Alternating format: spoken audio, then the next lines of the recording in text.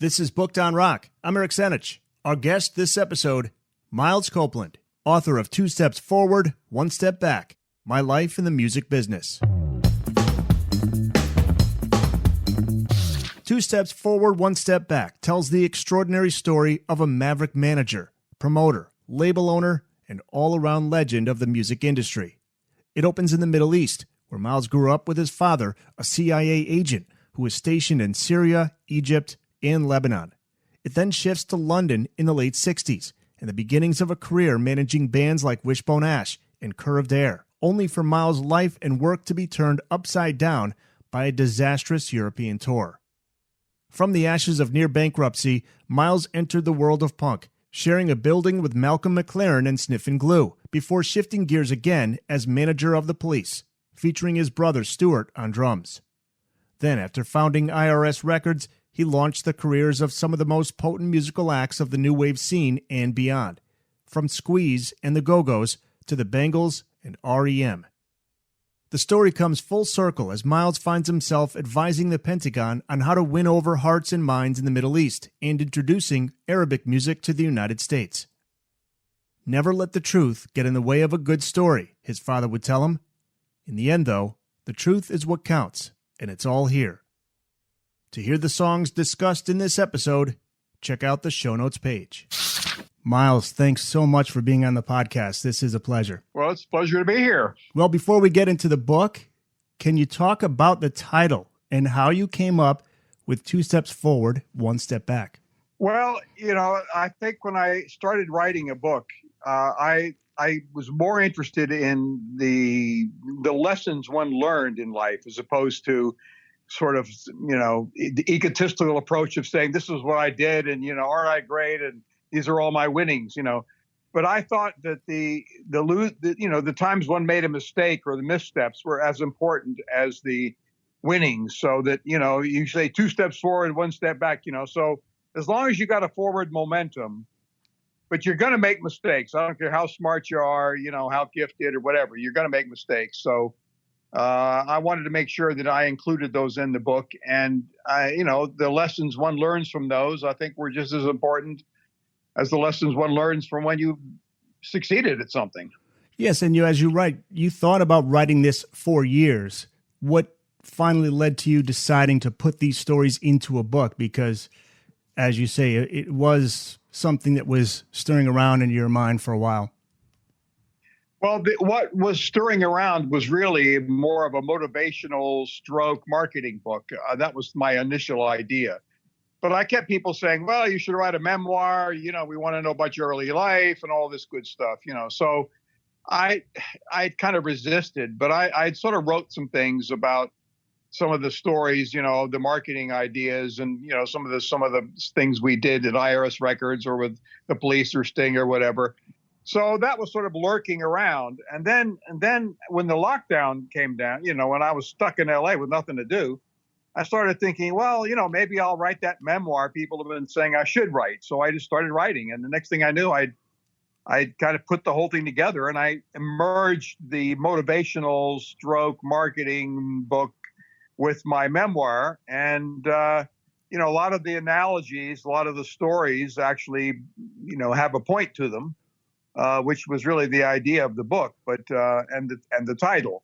So yes, it's a memoir. It goes from my beginnings and up to relatively recently. But more than that, it was focused on lessons learned that could apply to almost any business, whether it be music or a restaurant or anything else. I didn't want to write something that would be exclusively interesting to somebody that was a fan of the Police or Sting or IRS Records or Squeeze or whatever. I wanted them to be able to get something out of it that would apply to many walks of life. And I would think anybody that's interested in getting into the music business, specifically as a manager, this is a great book to read. Yeah, I've had a lot of people tell me that they thought this was a great kind of book for, anybody entering the music business, either as a musician or on the executive side, because a lot of the executives, I think, like the story of IRS Records, really. I mean, we I think we were quite successful, not only with the artists, but also bringing in new people to the business who later on became to be, pretty big deals everywhere else in other record companies. Yeah, we'll get to some of those big artists you work with too. Let's start with your childhood first. Your father was a CIA operative. He was also the founder of the CIA. Is that correct? He was one of the founders, because what happened after the war, they had all these different intelligence agencies, and he decided to centralize them so they would, pool the resources, so to speak. So he was in OSS, and I pulled him in, and a couple of other characters who he later worked with, the Roosevelts and the various others. And so he was one of the founders of the CIA. He was not the founder. Okay. And he had some amazing stories. You talk about them in the book. Some of them embellished, but as you say, a grain of truth always in there. Some wild ones. Like, what's the one you're told out of nowhere? Your dad says, we're going to leave the house and stay in a hotel in the mountains. No explanation. That was when he inadvertently overthrew the Syrian government. It was basically, it wasn't planned in advance, but when the general said, either you help me or I'll go to the Russians, it was like, well, we better help him to keep him on our side, So they helped him overthrow the government. So my father can rightly claim to have been the first American to overthrow a foreign government by covert action. And one of the covert means was to attack our house.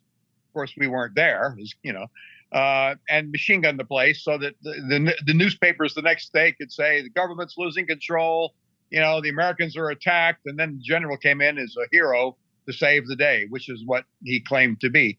But he only lasted 6 months because he gained heirs, and he upset all the rest of the generals, who then put 56 bullets in him. And that started every couple of years, there was a Syrian revolution. So, that was an interesting part of the world to grow up in. And your next door neighbor was the bodyguard of Egypt President Nasser? Yeah. When we moved from Syria, we went to Egypt, and my next door neighbor was Nasser's bodyguard, who later became the vice prime minister of Egypt, who helped me out of a problem when I arrived there with the police and we were stuck in customs, So it turned out to be a great contact for the future. But yeah, when I first met him, he was the bodyguard of President Nasser. At what point do you realize, because as a kid, this is probably, hey, this is dad. Everybody's got a dad like this. Is there a point when you realize that, wow, my dad's doing something that's really not the norm here? Like my buddy in class, his dad's a doctor, the other's a dentist, the other's fireman or whatever. When do you realize this guy's doing something a little unusual compared to the other parents? Well, growing up in that part of the world, you tend to be exposed to politics, and at that period of time, the world was pretty divided in two. It was, there were the good guys and the bad guys, and the bad guys were the communists and Soviet Union, and the good guys were Americans. That's what I knew as a kid. So if my father was helping the good guys and part of the good guy team, that was a good thing.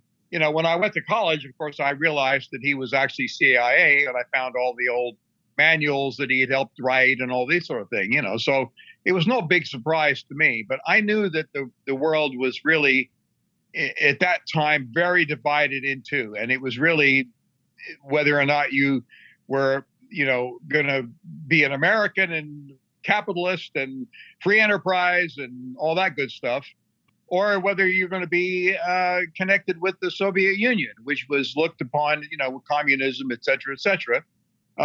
So I was not put off by the fact that my father was working with the government in intelligence. I figured, well, that's a good thing, He was also a musician, right?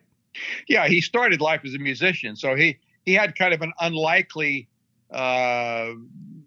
transition from being a musician to being in intelligence.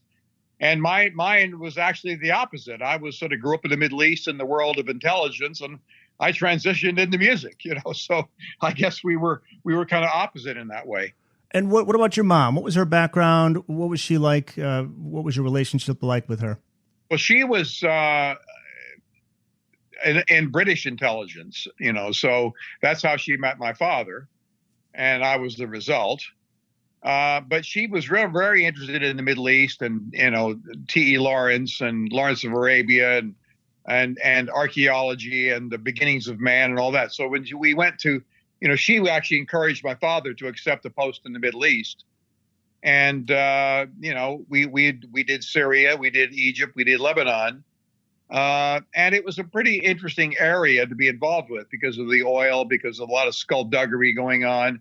It was this sort of, it was a fertile ground between Americans and communists, so you were exposed to a lot of things in that part of the world, and my mother got very involved in archaeology.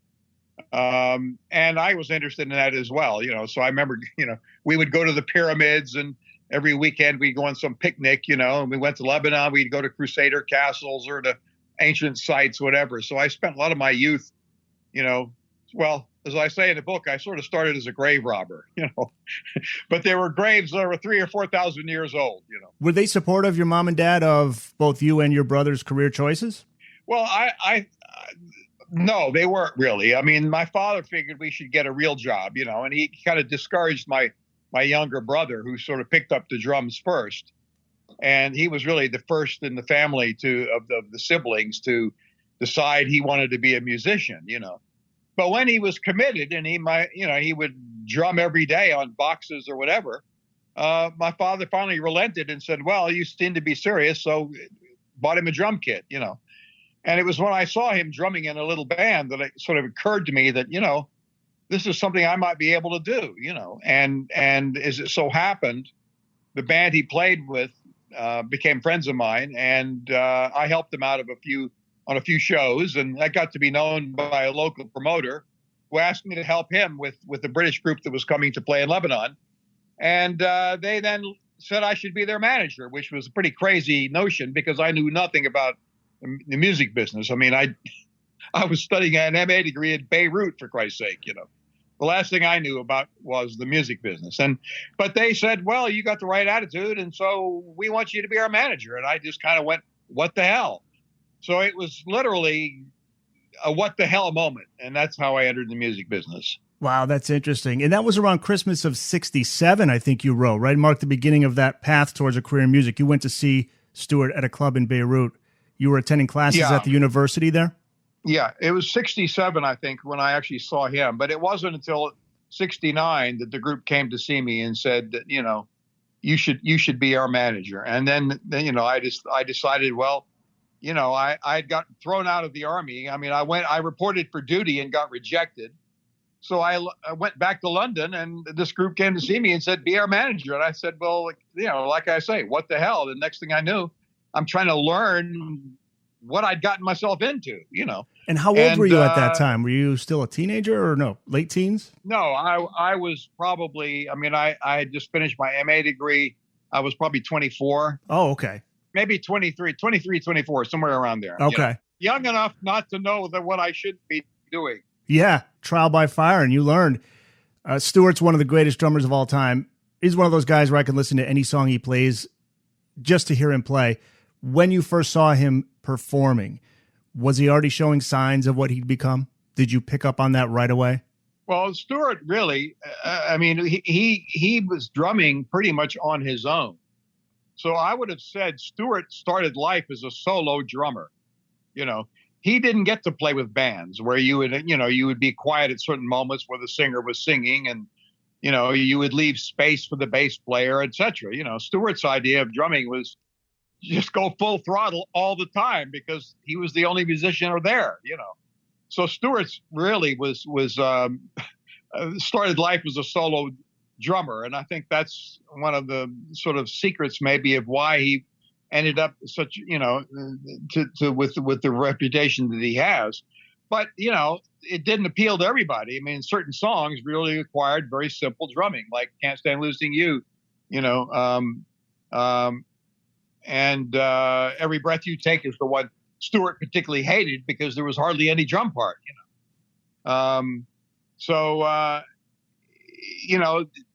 That was one area I think that probably led to, every now and then led to a problem.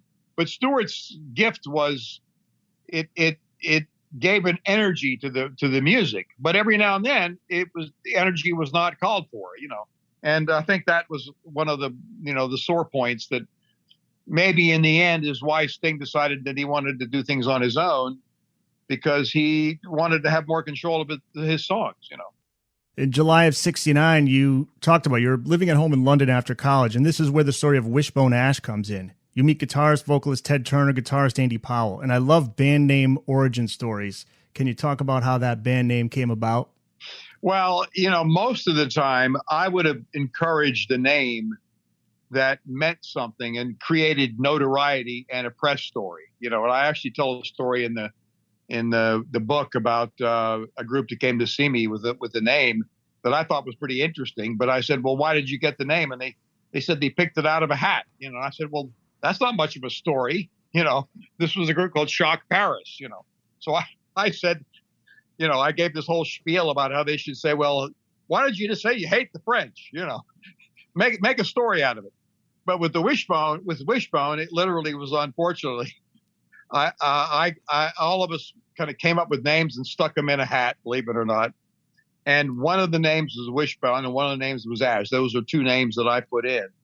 And Martin Turner, the bass player, sort of pulled everything out and rejected them. And then he was left with Wishbone Ash, those two words, which I had actually put in the hat. And he said, well, let's just combine those two words and let's call ourselves that.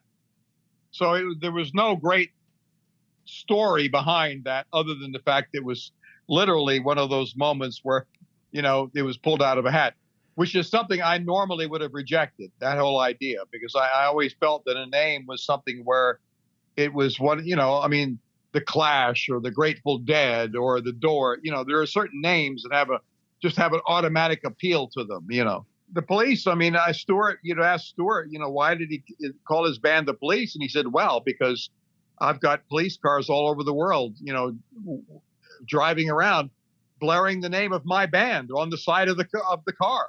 Oh, so my God. All over the world, you know, you had cars driving around with the Police on it, you know, or Police. So Stewart looked upon it as an advertising logo, you know. Oh, that's Whereas great. Wishbone Ash, you know, I mean, it was an interesting name, but there was no great story behind it. I just like, because it sounds like it has the look of a name that has this deep meaning behind it. That's what I love about it. And then come to find out, yeah, he just threw some names in a hat. Wishbone Ash they're a great band, but that's one of those bands where they needed the hit single. They never had that hit single that put them over the top. I learned that, you know, you had to, first place, you had to find some sort of image and something to make you unique. And so the two-lead guitar thing was kind of unique. And so we kind of played up that two-lead guitar thing.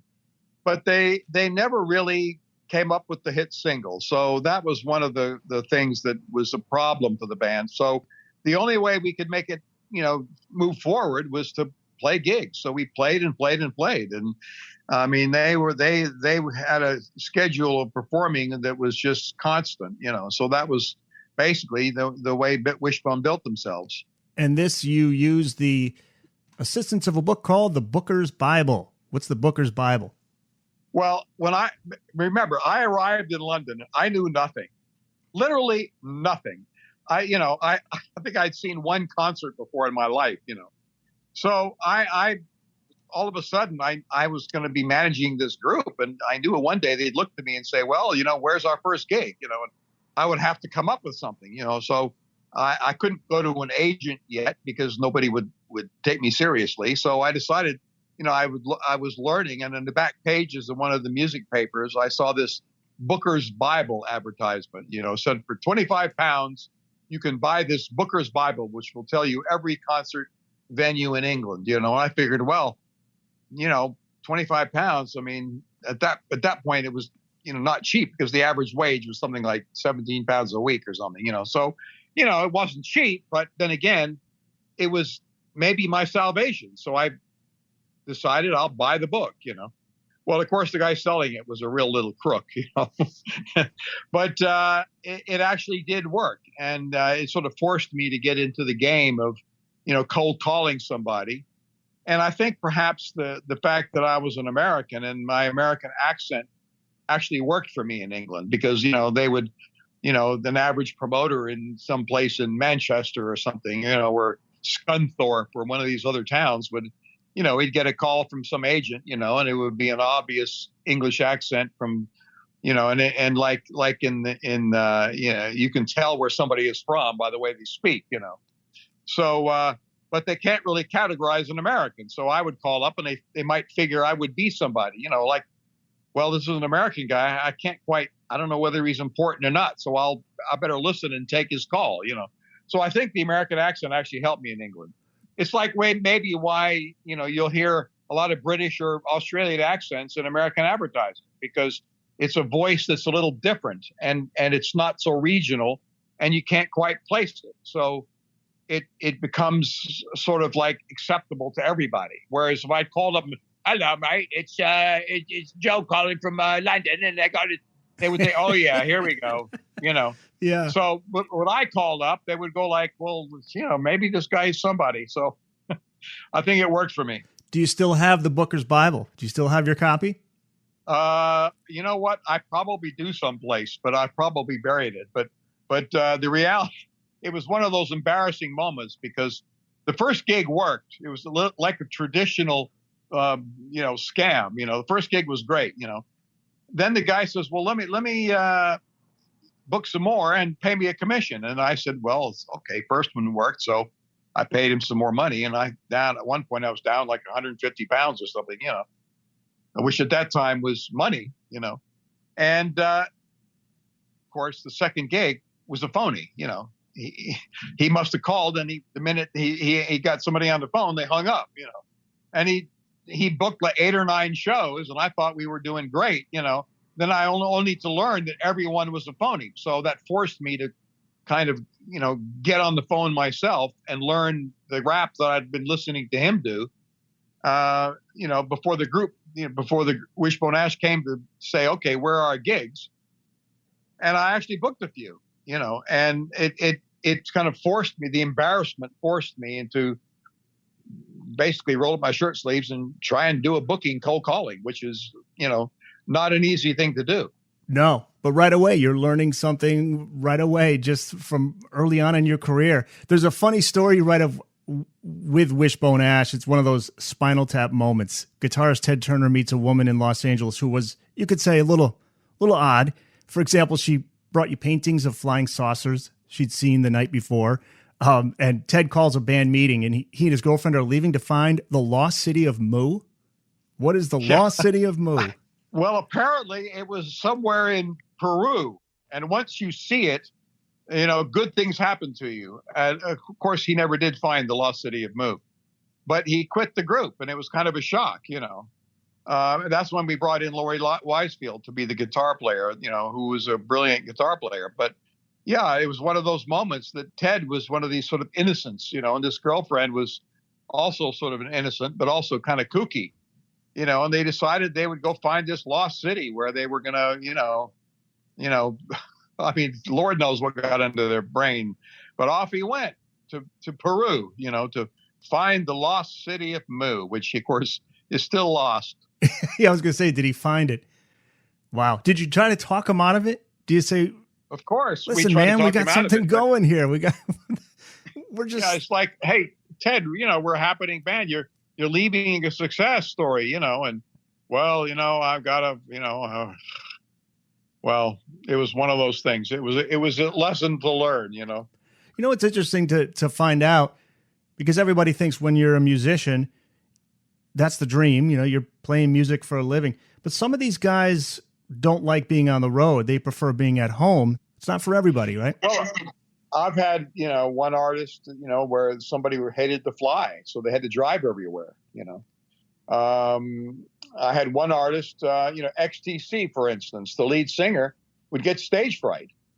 And he actually stopped. XTC were great, but he just could not really bring himself to go on stage, So they didn't last very long, So a lot of bands have some sort of quirk about them, that prevents them from, like you say, some bands really don't like to be on the road, Some do. Some love the idea of walking on stage and performing,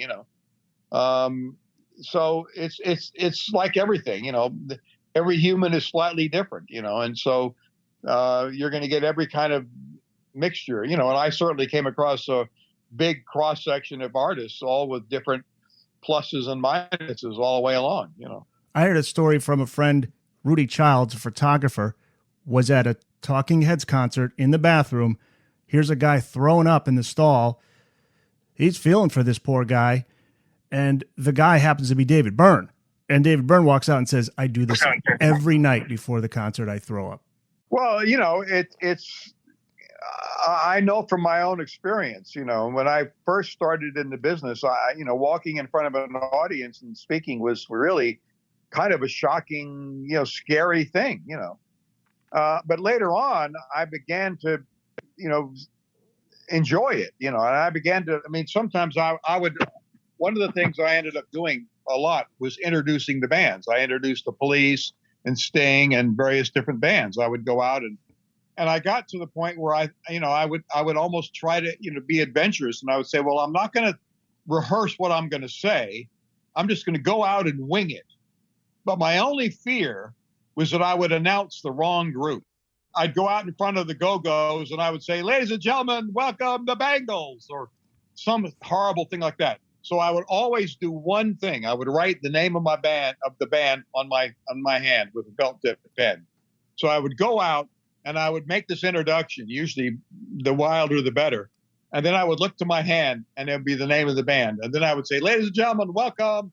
And I look to my hand and say the name of the band. So I would never forget the name of the band. That's hilarious. Yeah, it can be nerve-wracking getting up in front of those audiences. Well, yeah, when I introduced the Police in Shea Stadium, and I walk out and the 80,000 people go wild, I was on stage for maybe a minute and a half, and I left the stage shaking because it was like the intensity of the audience was just so huge, and the flash bulbs and the this and that, And as I turned around and looked at those three guys walking on stage, I was thinking, wow, look at me. I'm just here shaking, and they're on stage. They're going to be on stage for an hour and a half or 2 hours. Yeah, it really is insane. It's surreal just to think to be playing in front of that many people, especially the level that the Police got to. Nowadays, too, now as a manager, from your perspective, it's got to be interesting with artists not making the money they made off of album sales. They got to go out and tour more than ever. Yeah, but nowadays they can make money in different ways. It's become, you can make it on merchandising, you can make it on all sorts of things. Before Sting and I came along and did the Jaguar commercial, you couldn't really do tie-ins with corporations really without appearing to sell out. But the Jaguar commercial kind of changed that for a lot of people, and now you see bands, where. I think there was one band said he made more money selling shoes than he did making records, And, I was working with Sammy Hagar at one point, Sammy made a fortune with tequila, and I think he once said to me, he says, well, actually I made more money, selling tequila than I have in rock and roll. Yeah. I wanted to ask you about Sammy because I'm a huge Van Halen fan. When was that? When and why didn't you ended up managing him? Because I think he approached you or you guys talked about it and never happened. Yeah, when was that? He called me up out of the blue and said, you're probably the only guy that can manage me. And I thought, well, that sounds pretty good, So he said, come down and meet me in Cabo. So I flew down to Cabo, this place he had, and we had a great time. And I really liked him. He was such a great guy, And then I went off to France. I had vacation, and because I said to him, look, I'm busy for the next couple of months. So I've got to go to France. I've scheduled all this stuff in Europe. And by the time I got back, Irving Azoff had called him up and talked him into joining Van Halen. And there was so much money involved that he called me up and he said, look, Miles, he says, I just had to do it because there was just so much money there. And, it was just handed to me on a plate. So what am I going to do? But we stayed friends. And that's why I called him up when I was working with Steven Seagal, and Sammy just right away said, sure, put him on, And, it was quite interesting, the tequila thing that he did. And, but he's one of those great characters of rock and roll. Yeah. So now based on what you said, now I'm thinking timeline, this would have been around like 03, 04? Probably something like that. Yeah. I kind of lost track of dates, to tell you the truth. Yeah, it all starts to blend together. But you mentioned the Steven Seagal story. You talked about that. I read an article where you were talking about, I think it was Ultimate Classic Rock. So what happened with that? Steven Seagal opened for Sammy Hagar. Well, it was one of those other phone calls. I mean, occasionally I'd get these strange phone calls, and one was Sammy Hagar saying, yeah, you should manage me. And then another was Steven Seagal. He calls me up and says, well, you're the guy that should manage me. And I've got a blues band and I got a record and I'm a musician. And I was kind of curious and I went to meet him and sure enough, he had tons of guitars and he was a pretty serious player, and actually he wasn't bad at all. And, of course, I expected to meet this sort of, let's say, because he was into Buddhism and all these sort of things. But of course, he swore like a sailor, and he was immediately, one of these larger than life characters. And he was huge. He was like 6'5" or something, But anyway, I was intrigued, and I put shows together for him, and helped him put his record out. But he wanted to go and play, and I booked him in these clubs. But of course, he would show up in his limousine, or he would charter a jet to, spend $10,000 to do a $200 gig, And at one point he said, look, I want to do bigger shows. And I said, well, I'll see what I can do. So I called up Sammy and said, I see you're playing in Vegas, and there's no opening act, can I put Steven on? And he said, sure, if you'll take $1,000, I'll put him on, I think Sammy was as intrigued as I was, and so we put him on, and of course Steven hires a Learjet, and we fly off to Phoenix to do the show, and just before we go on, he hands me two 45s, and I'm going like, what? He says, well, you got to protect yourself, So apparently he'd spilled the beans on some mafia guy or something, and he was worried about getting assassinated, So.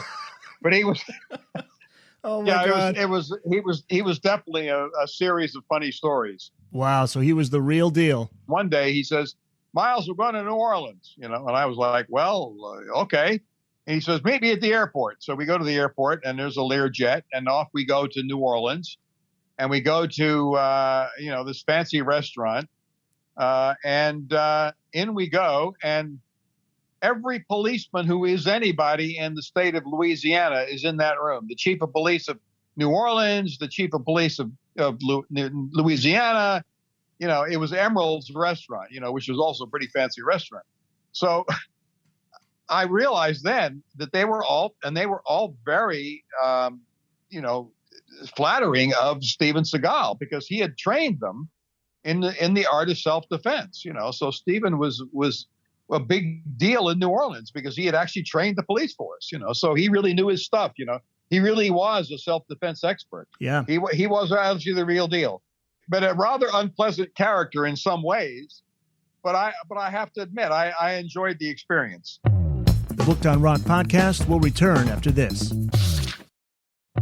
We're back with more of the Booked on Rock podcast. Chapter 7, you write about your brother Ian, who would become a promoter and booking agent. So you got Stewart, of course, the drummer, founding member of the Police. That's quite a talented threesome there. What was your relationship like with your brothers growing up? Are the three of you very similar, very different? What was that like growing up with those two? Well, I think we were all very different. And luckily, we all entered the music business in a different sphere. My brother was the agent, Stewart was the musician, I was the manager, record company.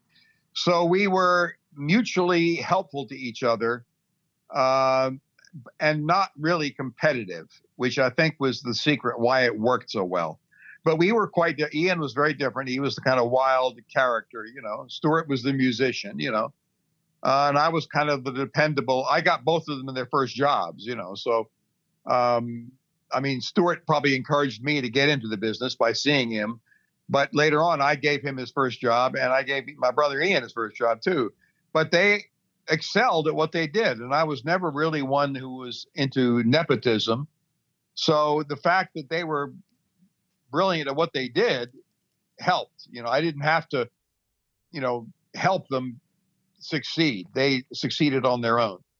Well, I want to get into the Police some more now. So I got to tell you this, the very first album I ever bought was Synchronicity in 1983. I was 11. I saved up my paper route money. My dad was a disc jockey, so he was playing all of those singles from the album on the radio. My older brother still is a huge Police fan, so I had to get it. So she brought me to Caldor's department store. I don't know if you ever heard of Caldor's, but that was a big chain here in the U.S. for a while. So I picked up my copy, listened to it over and over, and I became a fan from that day on and still am. But by this time, the band was at the end of its run. We'll start with the beginning. So Stewart launches this idea, and you talked about the band name. This initially, as you write, was a stripped-down punk vibe group.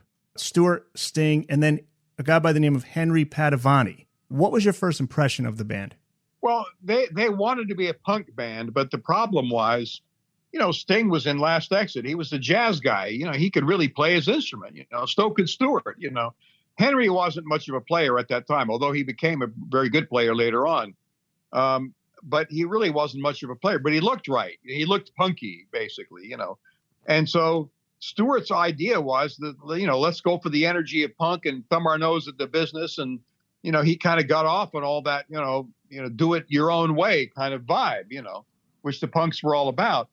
And the fact that it was really challenging the system, there was a certain appeal to that because, well, one, I had just done this disastrous tour and lost all the money I had. So I was starting from scratch. And the fact that the punks were dismissed by the music business kind of worked for me because the music business dismissed me too, because I no longer had any money, so we kind of fit together. And, but the Police were really not a punk group. They had the energy of punk. They had the attitude of punk, but they actually could play their instruments. So they turned out to be a great transition band between opened the door for punk in a way and opened the door for what became called the new wave. And we always played with new, the new generation bands. We never played with, Styx and all the old fart bands. We just never did, all the opening acts were IRS acts or, somebody, B-52s or whoever, So the Police were really, like I say, they were a transition band. And it wasn't until Roxanne, where Sting wrote Roxanne, that when I heard that, I realized that there was something very special there. And that was the most honest song that they'd actually come up with. And it was the one song they refused to play me. They didn't want me to hear Roxanne because it was the antithesis of what was supposed to be the punk thing. It was, punk was aggressive and political and, antisocial and all that. And Roxanne was basically a love song about a prostitute, and it was kind of sweet and kind of empty. That was the beauty of it, And when I turned around to the group after hearing the song and I said, gentlemen, that's a classic. That's going to change our life. They looked at me like I was crazy. And they said, wait a minute, you like that? And then I went and got them the A&M deal. And that was the sort of start of the Police starting to take off. But at that point, I think they realized internally, Sting must have had in the back of his mind, well, if Mild like, if Roxanne works, I mean, I got a few more songs like that lurking in the back of my mind, with Message in a Bottle and, Can't Stand Losing You, I can't, all the other great songs that, he came up with later on, He sure had plenty. And yeah, he had plenty. So that sort of magic of the sort of emptiness with interesting drum bits and bit of reggae and punk, but an attitude of, we do it our own way, I think kind of worked. The Reggae Influence, where did that come from? Well, I think at that time, reggae was something where I think the punks wanted to play something, before they went on stage.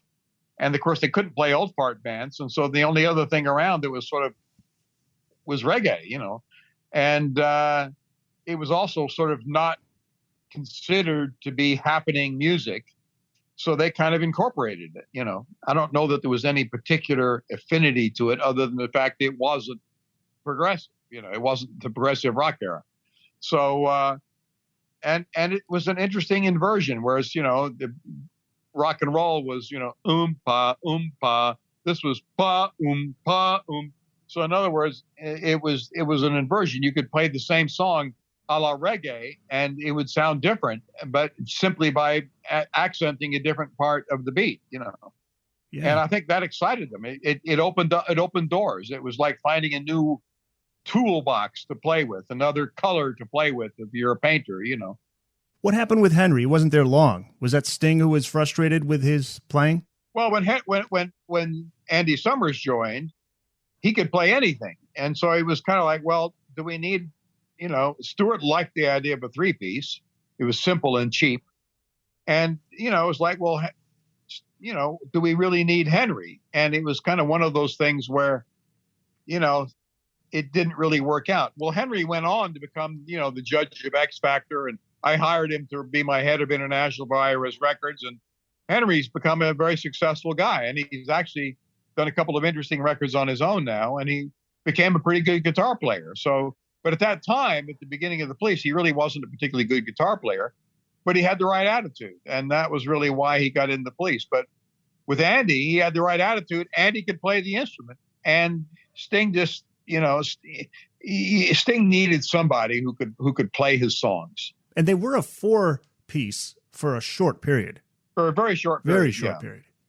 So when Andy Summers becomes the main guitarist, did you sense there was a chemistry right away with Andy and the other two?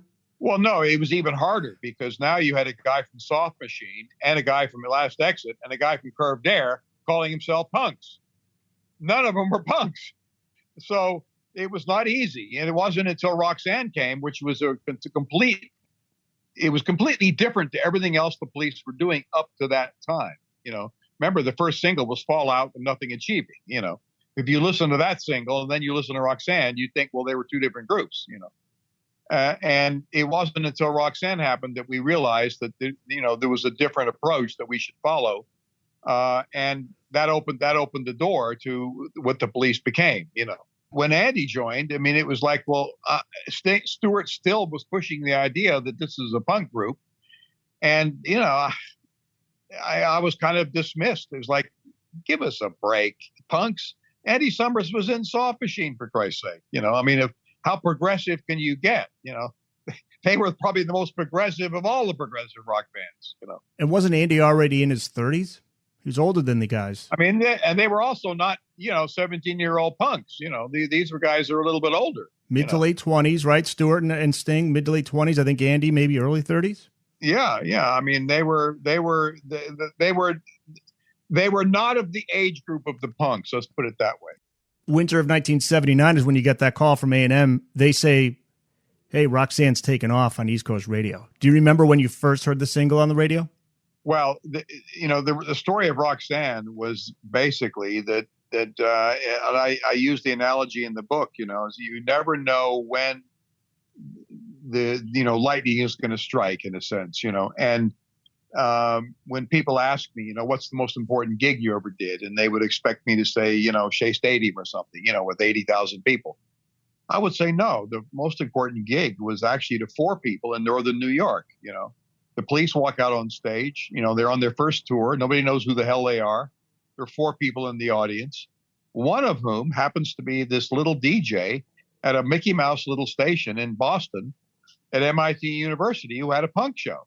And he was so enamored with the group that would walk out and just deliver a blistering set to 4 people that he started banging that single on the radio. His name was Oedipus.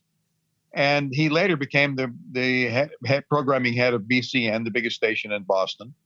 And he actually changed the game because he started banging that single, which then BCN and other stations in the region began picking up on. So it became kind of a regional hit through this one DJ believing, And that was really the thing that Jerry Moss had noticed and called me up and said, is this my band? And is this an A&M act? I said, yeah, it is. He said, well, we better do something. He said, yeah, you better. So we got back over to America. Ian booked another tour.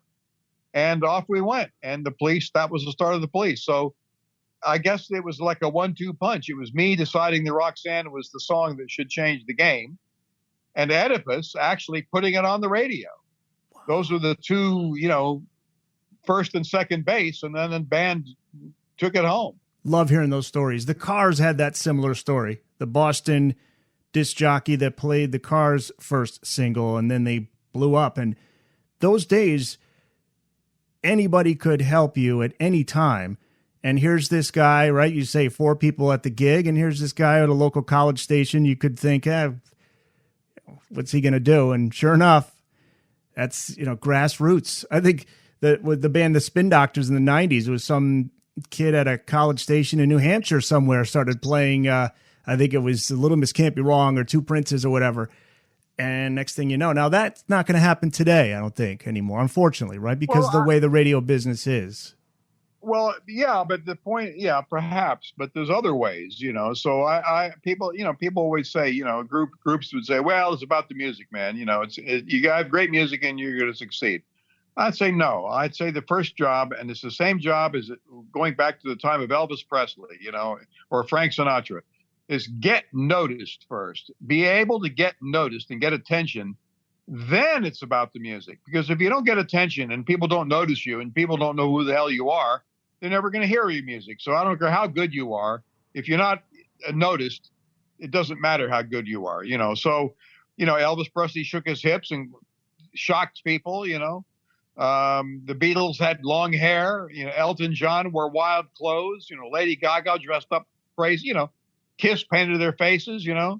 Wishbone Ash had 2 lead guitars. The Police, we had the 3 blonde guys. The Sex Pistols had bones through their nose. Whatever. Looking different. Standing out. How do I stand out first? That's sort of the job. Which is really why marketing is something. Why I consider the book partially a marketing book. It's like lessons in the first lesson of selling a can of beans is what's going to make it stand out? Why is this can of beans going to be selling versus some other can of beans? And if you can figure that out, you can sell rock and roll or anything else.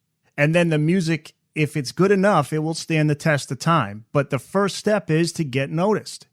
Yeah. Because there have been a lot of bands that I came across that were incredibly talented, maybe even more so than the Police, but they would not do what was necessary to get noticed, and they disappeared, or it was too expensive to get them noticed. That's the other thing. The other secret ingredient of the Police was they were affordable. There was only 3 guys, and they didn't need a lot of equipment, and we could get to America for $500, And they were prepared to do what's necessary. They would play every dive you could play, They weren't turning their noses up at some crap club in Boston, We played the Rat Club in every dive there was, And I remember back in the days of Wishbone Ash when, in one of the dressing rooms, we were playing with The Who. And, the drummer at Wishbone was saying, well, breaking America is just so big. How do you break it? By playing all these crap places, and you got to have a radio hit. And I said, well, yeah, but you can also break it by playing.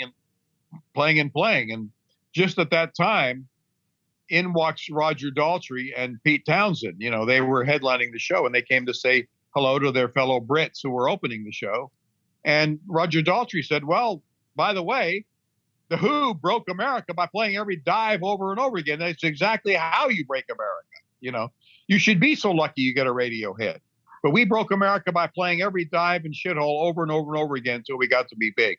And that gig we were playing to 35,000 people. So that was quite an interesting lesson, is to get out in front of people by hook or crook, get yourself known, build yourself a base, get some sort of following, whether it be live gigs or getting radio play or Spotify or, merchant, whatever. What about a band like Grateful Dead, their approach? Well, Grateful Dead, I think, did it sort of like R.E.M. did. R.E.M., they just played. They didn't have some flashy image thing. The Grateful Dead image was kind of cool. They focused on image really early on. But they did create some ideas that were appealing. They sold themselves as a people's band. They said, hey, record the music, do whatever you like. We're a people's band. We're not about making money. So they had a mystique. They had a selling factor, but it was actually very clever, So I would say the Dead actually had a way to project themselves and make themselves different by doing things that seemed to be like supporting the people. Like, hey, you can record the show. We don't care.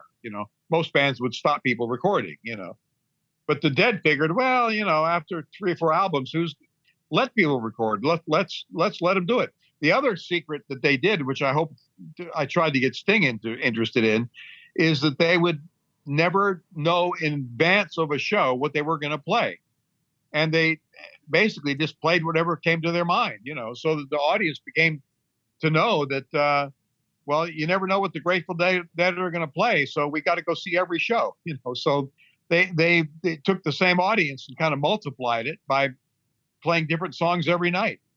Yeah. Why is it that some bands don't do that? I know some because it's choreographed and there's a lot of stage production going on. Again, I go back to Kiss. Everything's got the fire and the explosions and things, but a lot of bands don't do that. A lot of bands just stick to one set list. Maybe they'll pull a song and add another, but when I got the offer to do Grateful Dead, I mean, I was hoping Sting would pick up on that because he'd had quite a catalog by that time, and he could have done that. He could have done we had a lot of shows where we were doing 2 shows in the same marketplace.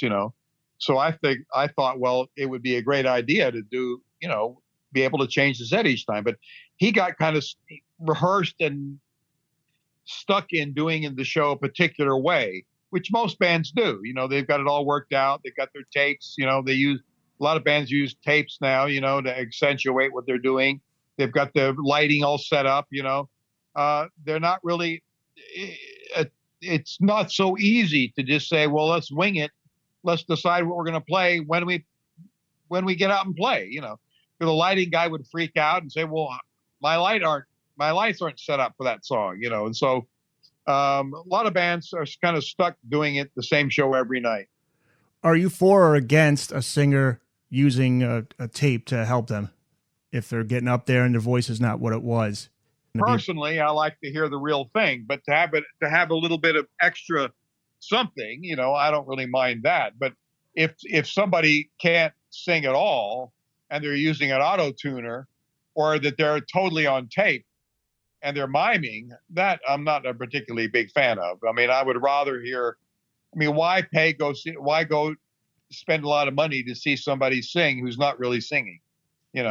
I'd rather buy the record and listen to the record, But there are some artists, that go out and the rumor is, I won't say any names, but the rumor is that it's all mine because they're doing some pretty extensive dance routines, and you can't really dance like that and sing at the same time. That's just the reality of, it's just technically very difficult to do. In the case of Sting and the Police, every now and then he would want an additional voice or a different little something or other little embellishment, but there was never something where you were basically getting a different show. That wouldn't have happened if it was just the 3 guys, because the 3 guys could actually go out and do a hell of a show, Sure. Oh God. Yeah. The Police. Absolutely. Like you write in the book, it makes a better story that the Police hated each other rather than that they loved each other. What was their relationship really like over the years?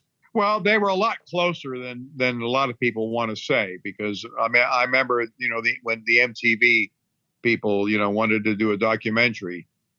And I would say, look, give me a break. You don't last 5 years as a band and you hate each other, Stewart, Sting had a lot of time for Stewart, but there were some points that he said, look, my song needs this specific thing. So were there arguments? Yeah, there were arguments. Were some of them heated? Well, yeah, Stewart's, not a quiet person, Sting is not somebody that's a wallflower that's not going to put forward his views. None of them were wallflowers. So yeah, there were moments. But the reality is that they were a lot closer than the market would like to say. It's a better story that Stewart and Sting hated each other. And they managed to, the tension was what made the Police what they were. So I would go out and I would say, well, no, it's not true that they hated each other. Of course, I would then not appear in I would be shunted to the side because I was not saying what was great, press, Doesn't work with the narrative that we want. Yeah, the narrative was it's better. It's the same thing that happened with Malcolm McLaren, where I would read in the newspaper that no one would book the Sex Pistols. I would book a show, go up to Malcolm and say, "Good news! I've just found you some gigs for your band, and he would dismiss me and say, well, give me some lame excuse as to why the Sex Pistols couldn't do the show. And I'd go reorganize the show, go back again. And 3 or 4 times, I would do this. And finally he started yelling at me and, don't you get it? I get more press saying the band can't do shows because no one will book them because they're too outrageous. You're screwing up my whole rap. Oh my God. Then I realized that he had no interest in the band doing shows. He was interested in getting press, Yeah. And it was a lot better press to say that they were too outrageous, so he would encourage them to be outrageous.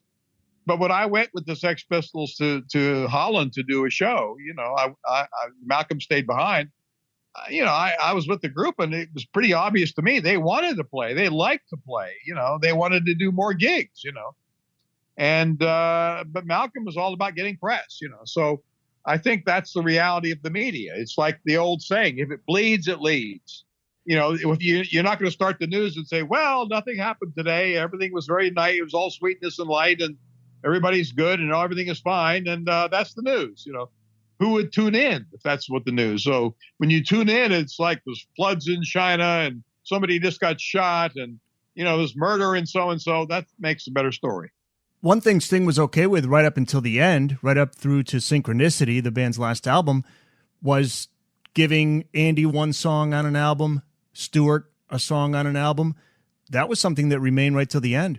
Yeah, I mean, I think Sting recognized, as did all of us, basically, is that there is money in publishing. So, did Sting, and Sting was making enough money, and the Police was successful enough that, you know what, if I've got to give a little rope to some of the others, and so we created this system where even on songs that Sting wrote exclusively himself, he would give a little piece to the other guys. And the vice versa, the same. Even on the songs that Stewart or Eddie wrote, Sting would make a little piece, So it was a way to sort of accommodate the fact that, the guy writing the hit song is going to make more money than everybody else. And that kind of never really blew up into a big problem, In the case of R.E.M., they just divided everything equally, so it never became a problem.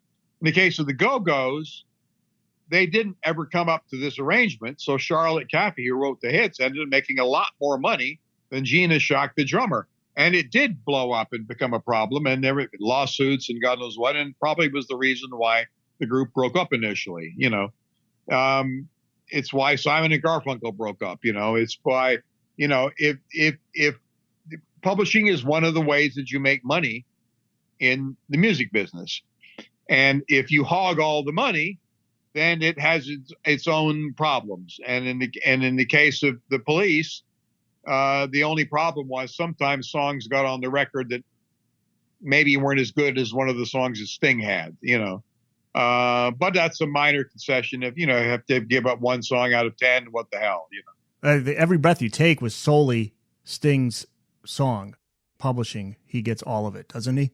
Well, no, he always gives a little piece to everybody. We all make a little piece out of it. But when he did a new version of it, without the band, and he did it, then it's all his, Okay. But on the Police recordings, we all make a little piece. Even I, as a manager, make a little piece. The Booked on Rock podcast will return after this. This is Chris Sutton, author of Alice Cooper in the 1970s. You're listening to Booked on Rock with Eric Senich. We're back with more of the Booked on Rock podcast. What's your relationship like with Sting throughout the years? What is it like today? It was very strong all the way up until the end. And even in the end, I don't think there was any real reason other than the fact that I think in a way I kind of think of it as Sting sort of thinking to himself, well, been there, done that, and I'm sure that if I ran into Sting tomorrow at a nightclub or a restaurant, he'd throw his arms around me and we'd sit and chat for the next few hours, and we never know. But we kind of separated, and we don't talk very much, And every now and then I'll get an email from him, or I'll ask him for an address of somebody. Like some of the photos in the book were by Danny Catroci, who's still his guitar tech. He he sent me Danny's email address and wished me luck on the book and stuff, So I don't have a bad relationship. I don't know, but I don't have much of a relationship at all. Andy Summers, it would probably be harder because I tried to advise Andy, but he really didn't want to listen. When did you last work with Sting? When did it, as you say, end? How long ago was that? 2001. You write about what makes a hit single, which you bring up during the chapter on Sting's Mercury Falling album. All hit songs have that one listen hook element. But as we know, most, if not all, of the Police hits have stood the test of time, bona fide classics. What is it about those songs that you think makes them so timeless?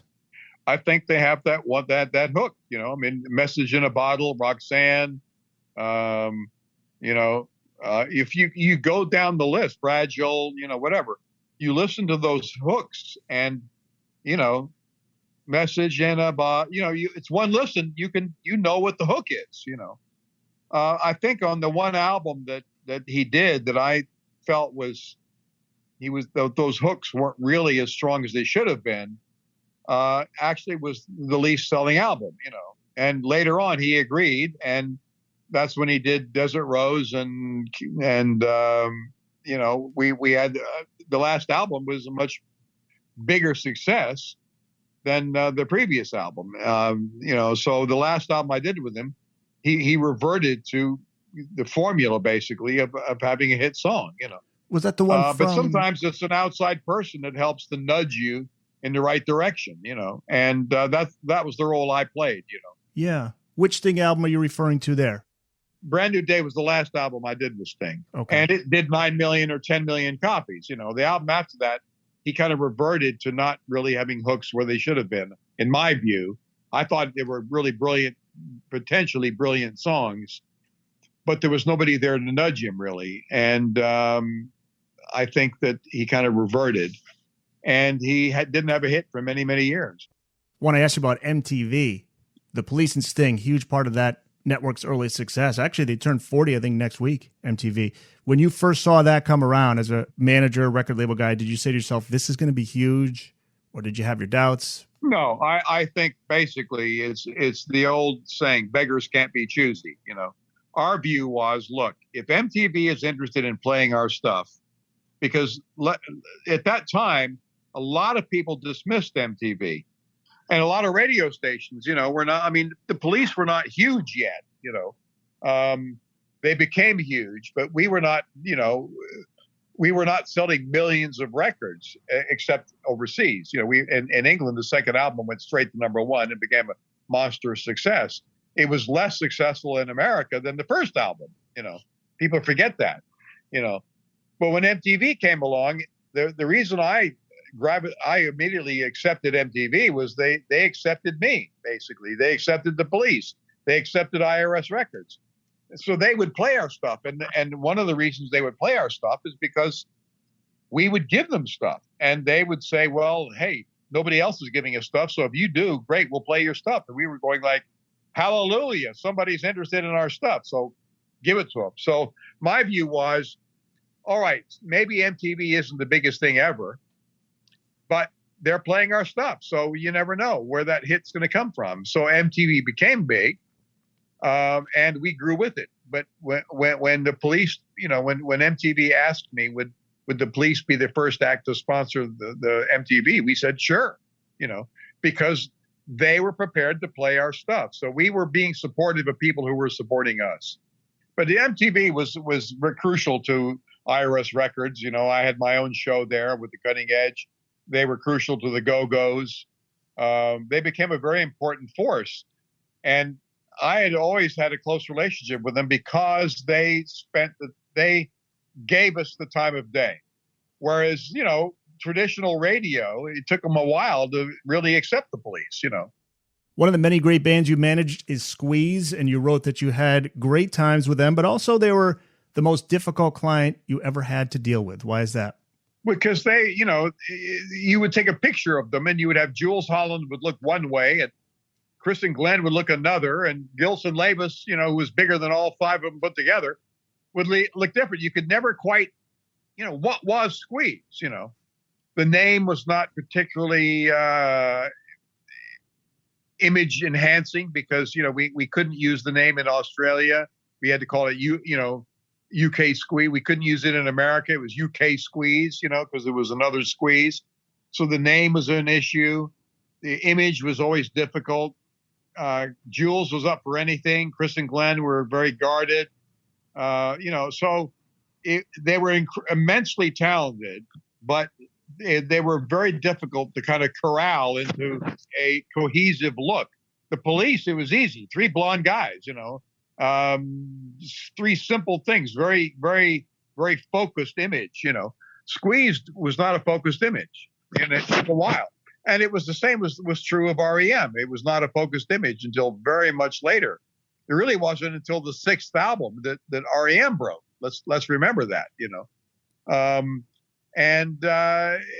image is part of the game that you have to play. If you have a difficulty creating an image, it's difficult to present the music, and Squeeze always presented a challenge in that way. You talked about the Police, 3 blonde guys. Made me think that's the famous Wrigley chewing gum commercial story where they dyed their hair blonde for the commercial. Were you a part of that whole thing to say, guys, let's stick with this? Yeah, they came to my house immediately after the spearmint gum things. I said, guys, that's the look. So yeah, I had a hand in, and I made sure they stayed blonde, and that became part of the selling. We used that 3 blonde look, because it kind of married them together, this sort of short hair blonde guys, I didn't dream up making them blonde. That was Wrigley's spearmint gum, but I recognized it when I saw it. They're on the cover of the first album with the blonde hair. Was that shot soon after the commercial? That was shot after the commercial.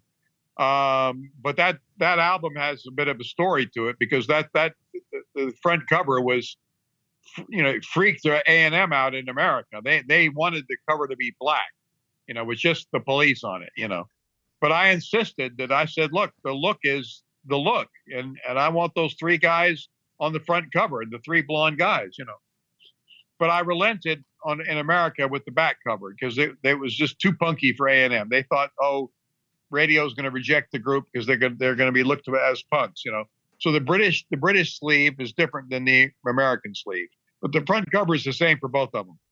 I want to go back to Sammy Hagar and a comment he made once. Sammy once said that Van Halen's manager, Ed Loeffler, passing away in 1993, was the end of the band getting along and the start of problems really getting out of hand. Said Ed had a way of keeping the peace. How do you approach battles that can occur between band members, not just the Police, any band that you've worked with, when there's internal conflict? How do you handle something like that? Well, sometimes it's not very easy because there's sometimes the conflicts are pretty intense, and sometimes you don't really hear about them. Like the Go-Go's one, where I was really not aware of some of the things that were going on within the group, because I was just the record company. With the Police, I did play a role of peacemaker every now and then because we were encouraging the guys to look at the big picture. But for the most part, it's not necessarily in your control, but you're one of the elements that helps keep the thing together, and like the old saying, if it ain't broke, don't fix it. Sometimes, you don't really know what the glue is, but when you loosen the glue, sometimes the whole thing falls apart. I use the story of the Bangles, where I was pushed out as the manager by the lawyer, and it was within a few weeks later, the whole band was pushed out, and the new managers came in and took Susanna Hoffs and wanted to make her a solo artist. So my point of the boat was don't rock the boat because you never know who's going to fall out. And I also had the story that, Dave Gilmour told me from the Pink Floyd was that he told me this story, which is in the book. He said, I met him one night after a Pink Floyd show and he'd reformed the group and he came back to my house and we got to chat, and he said, look, I'll tell you the story of Pink Floyd. He says, I and Roger Waters used to go home at night thinking, is this really a great band? Maybe the other 2 players aren't really that great, and they would argue. he would figure, well, wouldn't it be great to have just fantastic musicians, And then, of course, the group breaks up. They were huge, but they broke up. And then Dave formed his own thing and got some fantastic musicians. And one day he was playing this show in Hammersmith Odeon, about 3,000 people. And his manager comes to him and says, the drummer's in town, and wouldn't it be great for your fans if you invited him out to play with you? And of course, Dave said, well, my heart sank. I thought, oh God, do I have to have that drummer again? And, he said, but then the final number comes and out comes the drummer, and he said, then a funny thing happened. He says, it was like putting on a comfortable pair of shoes. He said, there was just something about that drummer that worked. It made me comfortable. It made me a better player. And it wasn't that the guy was a brilliant musician there was just something that worked. And it made me realize that the Pink Floyd worked. And that's when I decided to reform them, So it wasn't about any specific thing really that worked. And I think Sammy's point was that, the manager is one of those people, it's part of the little small entourage that's there, and all of a sudden one of the little cogs goes and things get out of hand, and that can happen, but in other times there are managers that the problems within the group are just too great. You can't deal with it, and then the reality is that, things aren't going to work. Right. Well, it all depends on each band, the personalities within that band. Certain guys. But a lot of bands, I think it's very easy to forget what you have, and I think in the case of the Go-Go's, the Bangles, a lot of bands, is that you find them reforming. They break up and then they go for a few years and then they do solos and this and that. And then they all kind of decide, well, we were actually doing pretty well all together, and they all come back together again. And they kind of recognize what they had, So that happens a lot, It's very easy when you get successful. It's very easy to think success will just continue, even if you're on your own. But, there are a lot of acts that have gone, somebody goes solo from an act and then they fail, From a marketing aspect, it's interesting. Joe Elliott of Def Leppard has said he's had people come to him and say, why don't you guys break up so you can get back together so we can make more money off of the reunion tour? There's that aspect of it too. That's the marketing aspect to play it up. And he's like, no, we're not going to do that. We're going to keep going. And they've done fine for themselves. But I get what people are saying, because there's that drama and that intrigue of, oh my God, they're back together after all this time. Personally, I have great respect for the bands that stick it out, whether it be R.E.M. or the Rolling Stones, U2 for years, you think, to realize that you have something great, and if it ain't broke, don't fix it. I think that there is something about that. So I would say personally, I respect the bands that do stick it out. I want to talk about R.E.M. Can't leave these guys out. What was your first impression of the band? Did you anticipate what they would go on to become? As you said, it took a while.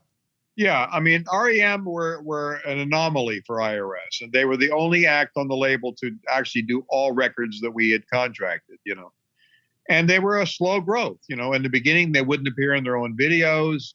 There was no drama. There was no problem. They just basically went their own way, and they slowly built a good fan base within the label.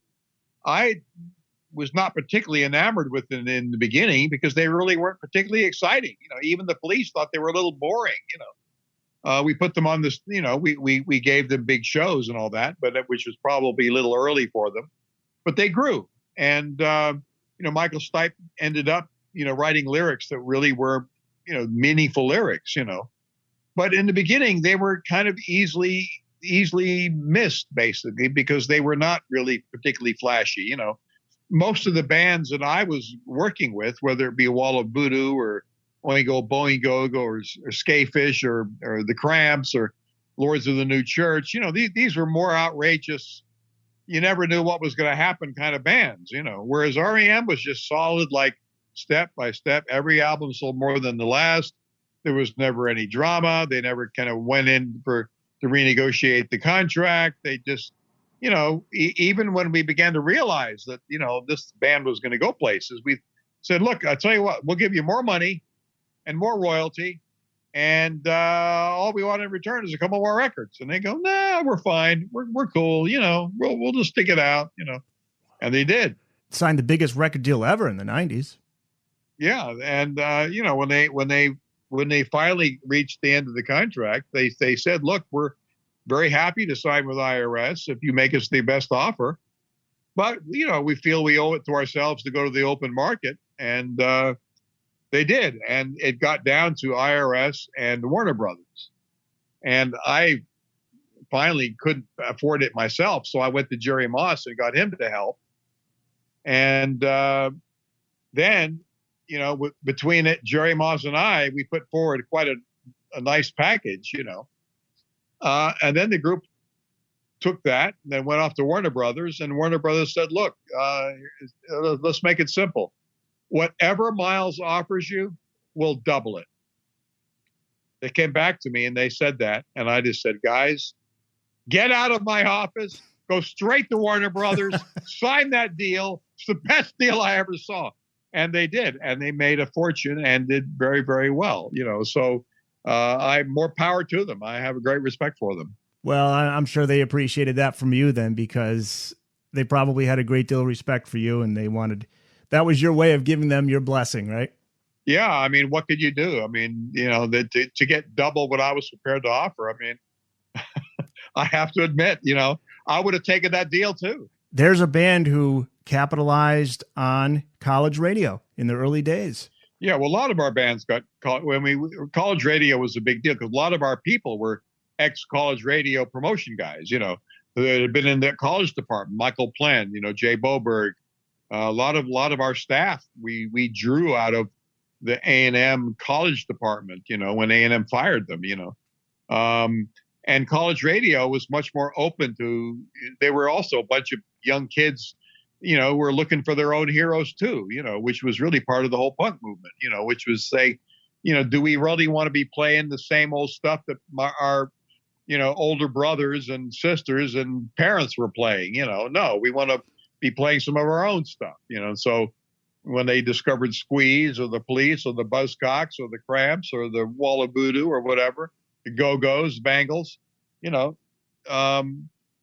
we were providing a new generation of music to a new generation of people who were playing records, and that was really the secret of IRS. And, the reality is that the record business in America took a few years to wake up to the fact that, these acts were really doing something interesting. It wasn't until the Go-Go's went to number one that people began to say, hey, wait a minute, maybe there really is some money to be made here.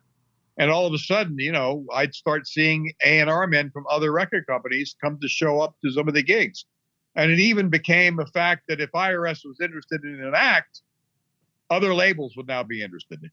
R.E.M., I was bummed that they did call an end to the band. I thought they were still putting out great music. Were you surprised by that, disappointed by that? Would you like to have seen them continued? Well, I had not really spoken to them for a while, and they had a very good run. I'm sure they did very well. Things go, the people get older, they have different priorities. How much money do you need? I don't know the reason why they decided to knock it on the head and call it a day. All I know is they did very well, and more power to them. So. Whatever reasons, I don't think they broke up for any sort of animosity or anything. I think they just said, look, we've done it. We're all older now. We've got families. I mean, maybe there are some other things in life. Who knows? The Booked on Rock podcast will return after this. We're back with more of the Booked on Rock podcast. One thing I had no idea you were part of was this film, The Decline of Western Civilization, The Metal Years from 1988. Most of it was filmed at your home in Hollywood, including Ozzy Osbourne cooking in the kitchen, which is a classic scene, Kiss in the living room. And this is also, I think, where the Wasp guitarist Chris Holmes, he's drunk in your swimming pool. Yeah. I didn't go into that pool for a month afterwards. That is... His mother was there with him, and he was drunk in the pool. Yeah. But Penelope Spheris later, it was her first film, really, and she became, the top female director in America, not a few years later. So we can claim IRS, can claim to, helped a lot of people get started in the film business as well. That's a movie well worth watching. It is such an amazing snapshot of a time in music history that we'll never see again. The late 80s metal Sunset Strip scene.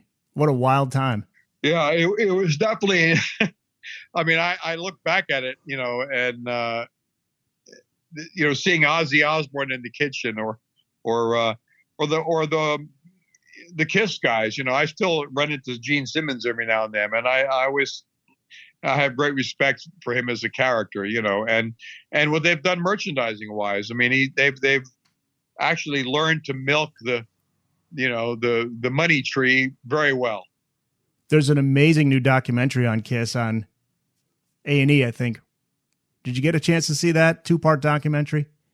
I have not, but now that you mention it, if there is one, I would love to see it. That's one group that is always interested in me because they had no qualms about making money, which I found, they were honest. It's like, look, if there's money to be made, let's make it. Exactly. Yeah. There's always, I know a lot of people say, well, we're not in it for the money. Well, you got to be at some point.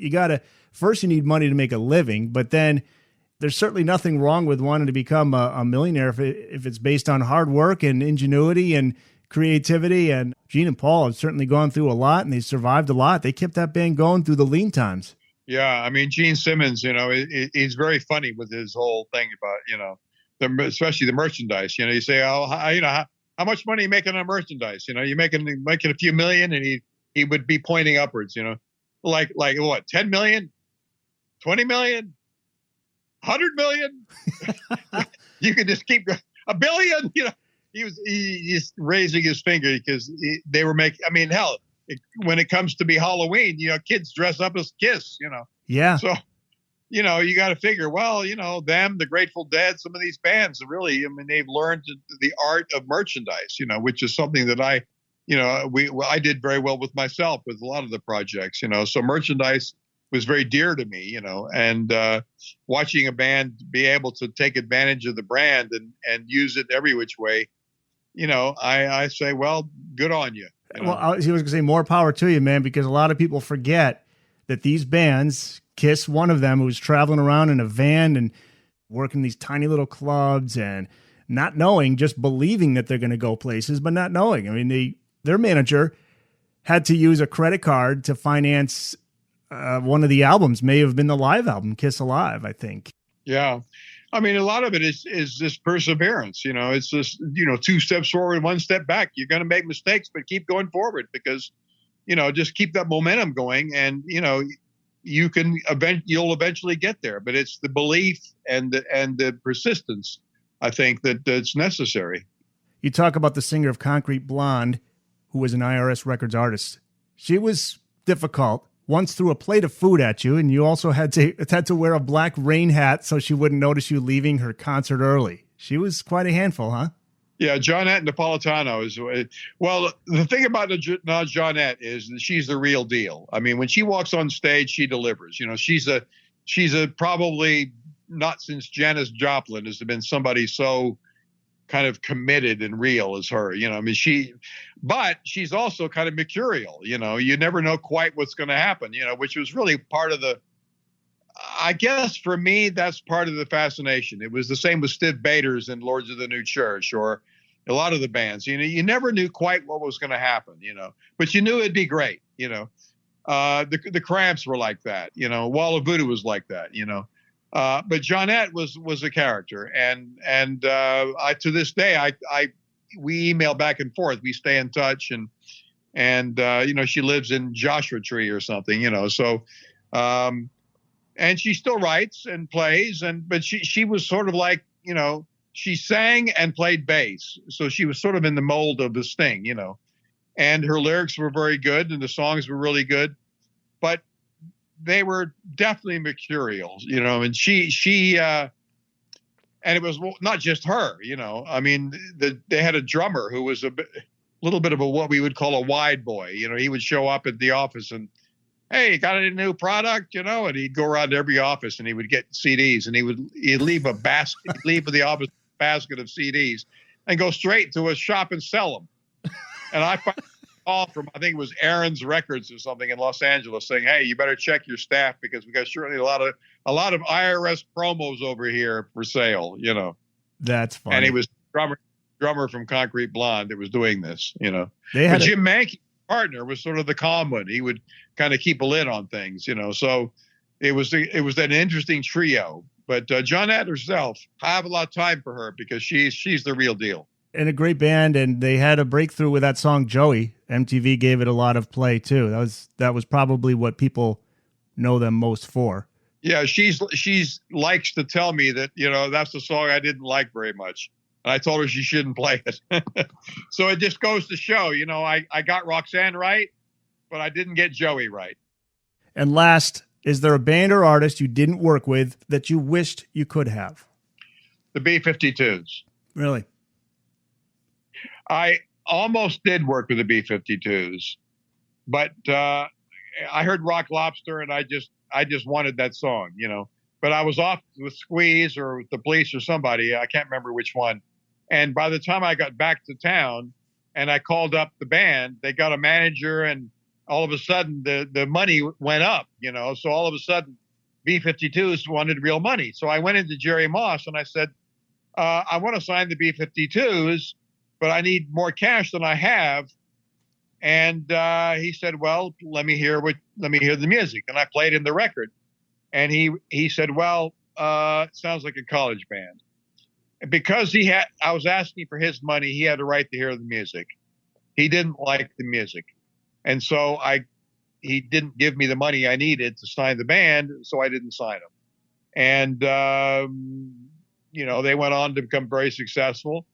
But I always really liked that band. I liked them because they had a unique sound and they had a sense of humor. When Fred, after every song, you say, any questions? And I always thought that just tickled me. I thought that was great, and I always liked that band. I liked the people, and and I was happy to see them succeed, so that's probably the one band I wish I did sign. There was another group called X that I was interested in, but I was rejected because the guitar player thought we were a CIA plot. But basically, which I was not, But anyway, he stormed out of the office saying, "I know IRS, it's a CIA plot." And so he stormed out of the office. But B-52s would be the band that I wish I did sign. And what's your life like these days? Well, I'm in a castle in France right now, so it can't be all bad. Not too shabby. You mostly retired? Do you still work a little bit? I work with Steve Vai. We do a guitar project together. We're doing some stuff with, with something, I get involved with a project here and there that intrigues me. I don't actively go out looking for bands to manage or something because, if the phone rings, I'll take the call, and if it's interesting, well, who knows? The Generation X thing was a project that I went to Steve Vai with because I'd always had enamored with this idea of guitar projects, going way back to Night of the Guitar and Wishbone Ash and whatever, and Steve Vai is one of the greats. We worked with Nuno Bettencourt and Zakk Wylde and Yngwie Malmsteen and Tosin Abasi, and also working with Kenny Wayne Shepherd, we're talking to him and, basically keeping my finger in it. And then I do the songwriter retreats with ASCAP every year. So although the last couple of years we haven't because of COVID, but that gives me a lot of insight into what's going on musically because we have a lot of top songwriters that come and, hearing what's going on in the business and how they're selling themselves or not is interesting to me. So I find myself still in the mix, but not active like I used to be. You've got quite a career. On a personal note, I write for the Van Halen news desk, so I'm just curious your thoughts now that you mentioned those artists. We've been very busy since October. Eddie Van Halen, one of the most innovative, if not the most innovative guitarist of all time. he's an artist I would have liked to have worked with because he really was a great guitar player. And he also had a sense of humor, which I liked, yeah, I mean, he's one of the greats. It was kind of a shock when all of a sudden he wasn't around anymore, and I kind of wondered what Sammy would think, because I never had a bad feeling about him. I never had the feeling that somehow he was some sort of ego-driven monster, The other great guitar player that I did work with for a short time because he came to one of the songwriter retreats was Jeff Beck, who again, I thought was a great player. I do talk a little bit about him in the book, but he's one of the greats as well. Yeah, creatively still pushing forward. He did some great stuff getting into the 2000s, industrial beats and combining his unique sound with the beats. I thought it was fantastic. He's definitely one of the all-time greats. One of the other people that I worked with that I've always thought was brilliant was William Orbit with the group Torch Song, who then later wanted to do my Strange Cargo records. And I did a couple of records with him called Strange Cargo, which did very, very well. And I hired him to be his, I was the first person to hire him as the producer to do Belinda Carlisle. And then he did Sting and he did others. And since he has become one of the top producers in the world, he did the Madonna Ray of Light album, which was a monstrous success. And I think he sold something like 200 million records or something. But that's another one of the things that I've always, felt that, working with William Orbit, recognizing him as a talent who could be a producer, or Greg Wells, the same thing. I signed him as an artist, but I really recognized him as a producer, songwriter. Or Jules Holland, who was one of my favorite people, who I recognized just had a talent and should be a TV presenter, and put him on TV, and now he's the biggest music TV host in England. He's an OBE. Yeah. But again, a great character, with a sense of humor. When I asked him, what the hell is an OBE? He says, well, Miles, you don't have to call me sir just yet. 2 steps forward, 1 step back. My Life in the Music Business is out now through Jawbone Press, which I want to thank Steve Roth from Jawbone Press, by the way, for hooking us up for this interview. And it's available wherever books are sold. And if you have a local independent bookstore, pick up a copy there. Support not just the author, but your local independent bookstore. Link to find your nearest bookstore on our show notes page. Miles, any other sites you want to direct people to get a copy? They can go to Jawbone Press's website. Yeah, well, actually what happened was the book is released July 27 in the States, and it's also available on Audible and Kindle and all of that. But it came out earlier in England, but the Chinese censors had stopped the printing in China, which is why the American release is later than the British release. So I have the credit of having been rejected by the Chinese communist authorities. So. So any social media sites you want to let people know if fans want to reach out to you? Well, I write occasionally on my own, milescopeland.com, but basically I don't really, I should do a lot more on social media, but I don't really. And it's one of my failings. If anybody asks me, what should I do? I'd say work social media. And then I come to myself, I don't do it. Yeah. Follow, I can give rules to other people and give advice to other people, but taking it myself, well, I should take my own advice, but I don't. Whole different story. Miles, thanks for being on the podcast. All right. Anytime you want to talk, you know how to get a hold of me. Thanks to Miles Copeland for taking us through his book, 2 Steps Forward, 1 Step Back, My Life in the Music Business. Be sure to subscribe to Booked on Rock at Spreaker or wherever you listen to your favorite podcasts. And if you like the podcast, make sure you give us a 5-star review. You can find us online at bookedonrock.com, on Facebook at facebook.com/bookedonrock podcast, on Twitter at bookedonrock. The email address is thebookedonrockpodcast@gmail.com. You can also contact me through the website. And if you're an author of a book on rock and you want to be on the podcast, just send me an email. I'm Eric Senich. Look forward to having you back again next time for another brand new episode of Booked on Rock.